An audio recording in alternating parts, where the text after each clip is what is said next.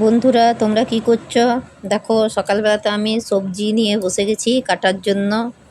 তো কি কাটবো খুঁজে পাচ্ছি না, যা পাচ্ছিলাম তাই কাটছিলাম। তোমার দাদাভাই দেখো বৃষ্টির জন্য ঝাঁটা নিয়েছে, বলছে অনেক শ্যাওলা হয়েছে, একটু বিচিং দেবো। আমি দিয়ে দেবো, থাক তোমাকে আর দিতে হবে না।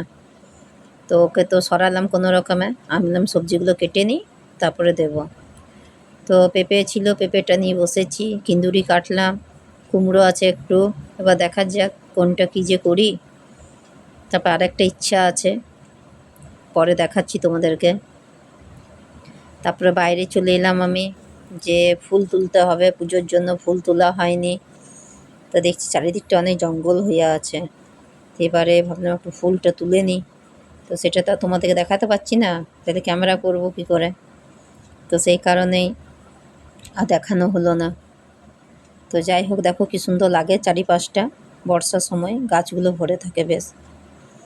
তা আমি একটু ফুলটা তুলতে গিয়েছিলাম, তা দেখো ফুল তুলে নিয়ে চলে এলাম, কারণ পুজোর জন্য তো ফুল লাগবেই। আর নানা রকমের ফুল পেলে তারই ভালো। এটা তোমার দাদা নিয়ে এসছে, ও সকালে যখন হাঁটতে যায় তখন এই ফুলগুলো নিয়ে আসে, আর আমি এই সাদা ফুলগুলো তুলি। তো দেখো আমি বেসন আর মশলা মেখে নিলাম একটা বড়া করব বলে। তো কী বড়া করব দেখো, দেখতেই পাবে, পাশে রাখা আছে। এই দেখো, কচু পাতার বড়া করব। আমার ছেলে বলছিল মা করবে করবে, তো সেই কারণে বললাম ঠিক আছে আজকে করেই দিই। তো কচু পাতার বড়া আমাদের বাড়িতে সবাই খেতে ভালোবাসে, তা বললাম একটু করেই দিই। তো এবারে কচু পাতার বড়াটা করার জন্য বেসনটা আমি মেখে নিলাম। আর বেসনটা মাখার পরে দেখো পাতাগুলোর ওপরে প্রলেপটা দেবো, আর একটা করে পাতা সাজাবো। তোমরা দেখতেই পাবে, তোমাদেরকে দেখাবো সবটাই। দেখো, একটা করে পাতা নিলাম আর একটু করে প্রলেপ দিলাম। বলবে যে কীভাবে রান্না করে, দেখো গোটা রান্নাঘরটা ছড়িয়ে ছিটিয়ে আছে। হ্যাঁ, ছড়িয়ে ছিটিয়ে আছে, কী করব বলো। তো দেখো, প্রলেপ করার পরে এটাকে বেঁধে দিয়েছি একটু ভাপতে, মানে একটু ভাপিয়ে নিতে হবে, নাইলে ওর একটু কুটকুট যেটা করে সেটা চলে যায়। যেটা ভাপিয়ে পরে মাছের পিসের মতো এটা কাটতে হয়, কেটে আর তারপরে এটা ভাজতে হয়। তো যতক্ষণ না ভাপানো হচ্ছে ততক্ষণ তো হবে না।